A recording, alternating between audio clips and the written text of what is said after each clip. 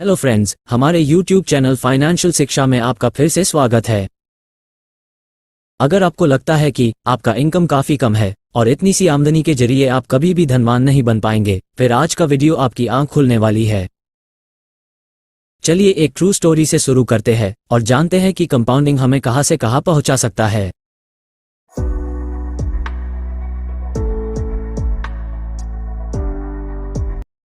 Ronald read एक American लड़का जो एक काफ़ी गरीब परिवार से बिलोंग करता था। काफ़ी मेहनत से वो परिवार के सबसे पहला हाई स्कूल ग्रेजुएट बना। उसके बाद एक गैराज में 25 साल तक मैकेनिक की नौकरी की। उसी दौरान उसने एक छोटा सा घर भी खरीदा और अपने परिवार के साथ बिल्कुल सिंपल और खुशहाल जिंदगी जीता रहा। 50 की उम्र में रीड ने मैकेनिक की फुल टाइम नौकरी से रिटायरमेंट लेकर एक मॉल में टाइम पास करने के लिए पार्ट टाइम सिक्योरिटी गार्ड की नौकरी शुरू कर दिया और अगले 17 साल तक वही काम करता रहा। अब तक आप समझ गए होंगे कि रोनाल्ड रीड आपके और मेरे जैसे एक आम आदमी थे, लेकिन ये आम आदमी का नाम इतिहास के पन्ने में उस दिन लिखा गया जिस दिन 92 साल उम्र में वर्ष 2014 में उनका देहांत हुआ। क्योंकि उन्होंने ब्रेटलेबोरो मेमोरियल हॉस्पिटल को $4.8 मिलियन और ब्रूक्स मेमोरियल लाइब्रेरी को $1.2 मिलियन के डोनेशन दिए थे। उस समय ये राशि इंडियन करेंसी में लगभग 45 करोड़ रुपए होंगे। इसके अलावा रिश्तेदारों के लिए भी 10 करोड़ से ज्यादा राशि विरासत में छोड़कर गए। लेकिन कैसे? न्यूनतम पैसा कमाने वाला एक आम मैकेनिक या सिक्योरिटी गार्ड के लिए 60 करोड़ रुपए जमा करना कैसे संभव है? सबसे हैरानी की बात यह थी, रोनाल्ड के रिश्तेदार और पड़ोसियों में से किसी को भी ये जानकारी नहीं थी कि वो एक इतना अमीर व्यक्ति था। यहाँ रोनाल्ड रीड के लिए रिच यानी अमीर शब्द का इस्तेमाल करना गलत होगा, बल्कि वेल्थी यानी धनवान बिल्कुल सही रहेगा, क्योंकि अमीर वो होते हैं जो हमेशा पैसे की दिखावा करने के लिए लग्जूरियस लाइफस्टाइल जीते हैं। लेकिन रीड सही मायने में एक धनवान और महान व्यक्ति था, जो बिलियनर होते हुए भी एक आम जिंदगी जीता रहा और अपना परिवार और समाज के लिए कुछ कर दिखाया। आइए जानते हैं रीड के सफलता की राज। पहला, अत्यंत मितव्ययी जीवन शैली। प्रॉपर बजटिंग और मनी मैनेजमेंट के जरिए रीड दूसरों से कहीं आगे निकल गया। वो मितव्ययी जीवन शैली के प्रति पूरी तरह प्रतिबद्ध थे। उदाहरणों में सेकंड हैंड कार चलाना, 90 साल की उम्र में अपनी खुद की जलाओ लकड़ी काटना और यहां तक कि नया कोट खरीदने के बजाय अपने पुराने कोट को सेफ्टी पिन से लगाना आदि शामिल है। उनके एक मित्र के अनुसार रीड अपनी आय का 80% तक बचाने में सक्षम थे। दूसरा राज, वाइज इन्वेस्टमेंट।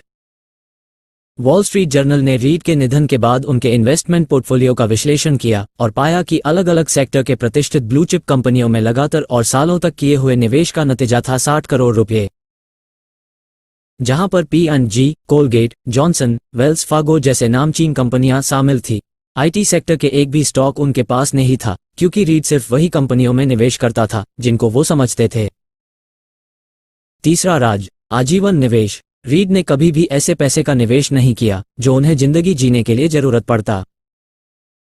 इसलिए उन्हें कोई भी इन्वेस्टमेंट को बेचने की कभी जरूरत पड़ी ही नहीं। ऐसे ही लंबी अवधि में कंपाउंडिंग के मदद से वो एक मल्टी मिलियनर बन पाया। उनके ज्यादातर स्टॉक्स डिविडेंड पेइंग स्टॉक्स थे। जिंदगी गुजारने के लिए अच्छे खासे रकम उन्हें डिविडेंड से ही मिल जाते थे। रोनाल्ड रीड की ये अविश्वसनीय कहानी से ये प्रतीत होता है कि धनवान बनने के लिए हमें मोटा कमाई की कोई जरूरत नहीं होती। अगर जरूरी है तो प्रॉपर मनी मैनेजमेंट और राइट इन्वेस्टमेंट की। चलिए अब देखते हैं कि कम इनकम से अगर हमें भी धनवान बनना है फिर ये कैसे मुमकिन है।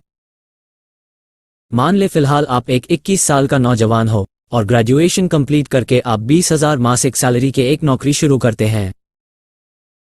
अगर आप इनकम के 50% अमाउंट में अपना गुजारा करके बाकी 50% राशि बचत करते हैं, फिर 1 साल के अंदर आपका life insurance, family medical insurance और इमरजेंसी फंड रेडी हो जाएगा।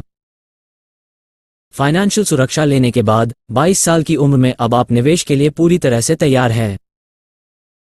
निवेश के एज रूल के हिसाब से अभी आपको बचत के राशि को 2 भागों में विभाजित करना होगा। बचत के 10,000 में से 22% रिस्क फ्री इन्वेस्टमेंट जो है 2,200 रुपये प्रति माह, ये निवेश स्टॉक मार्केट से बिल्कुल संबंधित नहीं होंगे, जैसे कि PPF, FD आदि। इन्फ्लेशन को बीट करने के लिए बाकी के 78% राशि शेयर मार्केट के सबसे सुरक्षित इन्वेस्टमेंट निफ्टी 50 इंडेक्स फंड में निवेश करना होगा। मान ले आप 60 साल की उम्र तक नौकरी करते हैं और हर साल आपका सैलरी ऑन एन एवरेज 5% दर से बढ़ते हैं। अब इनकम में बढ़ोतरी के बराबर प्रतिशत राशि आपको दोनों निवेश में भी बढ़ाते जाना है, जिसे स्टेप अप इन्वेस्टमेंट मेथड कहा जाता है। आइए देखते हैं कि 60 की उम्र में आपकी रिटायरमेंट वैल्यू कितनी होगी।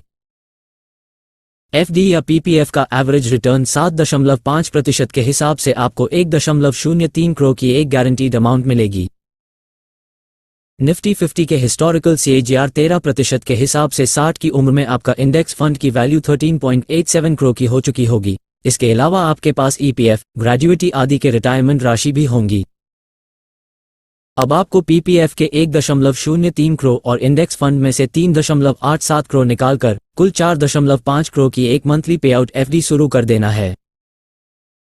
7.5% ब्याज दर के हिसाब से हर महीने आपको लगभग 2.8 लाख की इंटरेस्ट मिलते रहेंगे। मेरे ख्याल से उस समय इतने पैसे काफी होंगे घर चलाने के लिए। रोनाल्ड रीड के तरह आप भी अगर 90 साल जीते हैं और बाकी के 10 करोड़ रुपए इंडेक्स फंड में आजीवन निवेशित रखते हैं, आपके परिवार कुल 391 करोड़ रुपए के मालिक होंगे। सोचकर असंभव लग रहा होगा, लेकिन जब कंपाउंडिंग अपना जादू दिखाता है, ऐसे ही करिश्मा होते हैं। इसलिए महान साइंटिस्ट एल्बर्ट आइंस्टाइन ने कंपाउंडिंग को दुनिया का 8वां अजूबा बोला था।